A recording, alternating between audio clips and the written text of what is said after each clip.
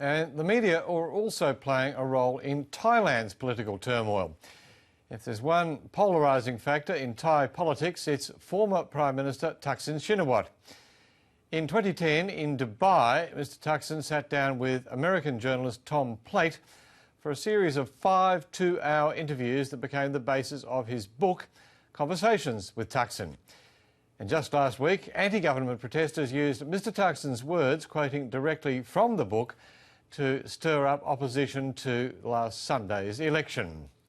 Tom Plate, welcome to the program. The opposition in Thailand thinks that Thaksin Shinawatra is a crook. He told you that at worst he and his wife were guilty of a technical violation of the law. What do you think? Well, in all of the charges against Thaksin, and there is a whole bunch of them, we listed every single one in the back of the book to be complete and to be open about it. I've had journalistic friends inside of Thailand who are experienced professional journalists look at the charges, and they tend to agree with Thaksin on that. There's no question he was not a saint in the way the finances were handled, and I don't want to get into a position of defending him on those charges because that's not either my role as a journalist or the role of the book. But I do think that if you look for a totally politician in Thailand who has not done anything whatsoever that might be regarded as at least in a gray area, you're not going to find anyone. When you swim in a certain kind of sea, it's going to affect no matter who you are.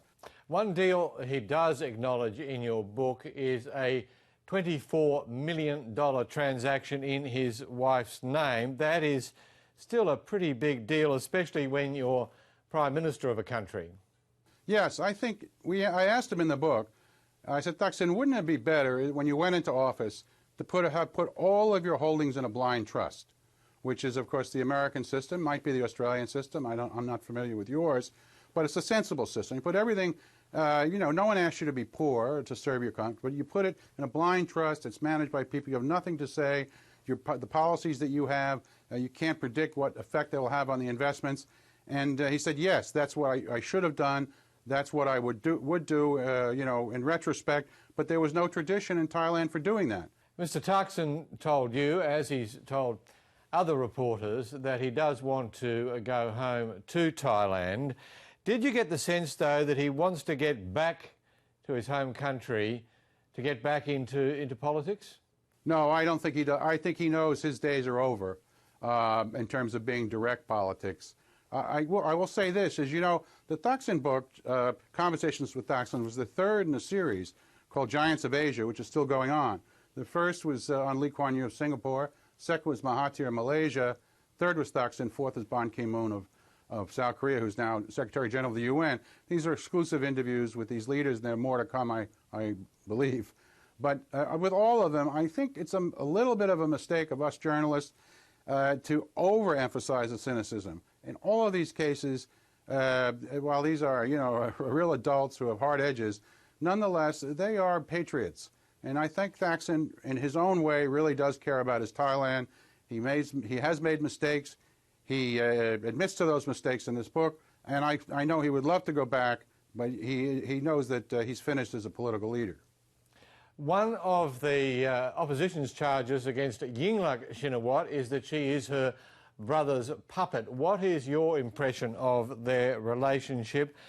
Why would she have pressed ahead with the amnesty legislation late last year, which would have benefited Mr Thaksin, but which has now had such disastrous consequences for her if that were not the case?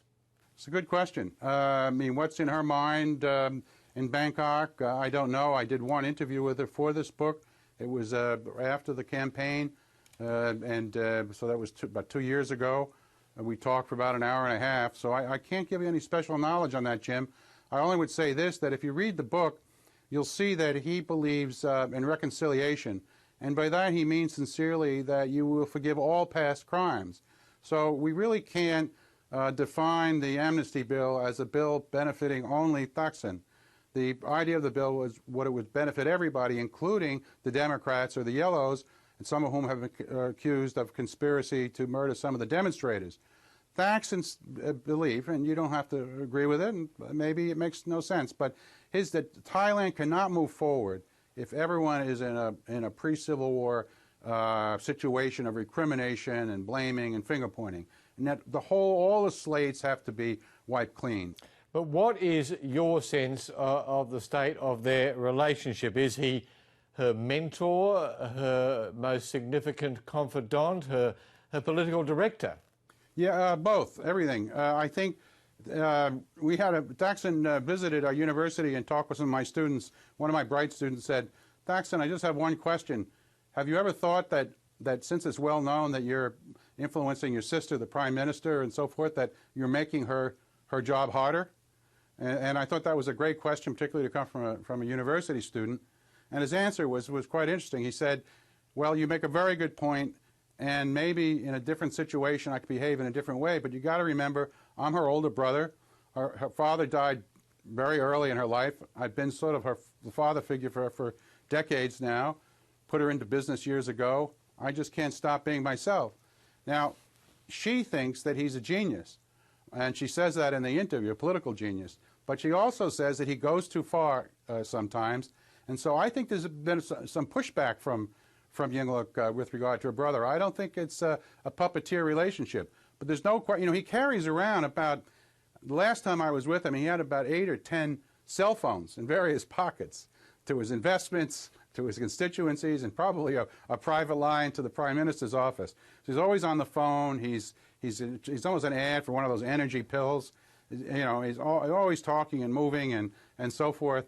So, I mean, I think it would be ideal if he didn't ever call, but I don't think it's within his ability not to.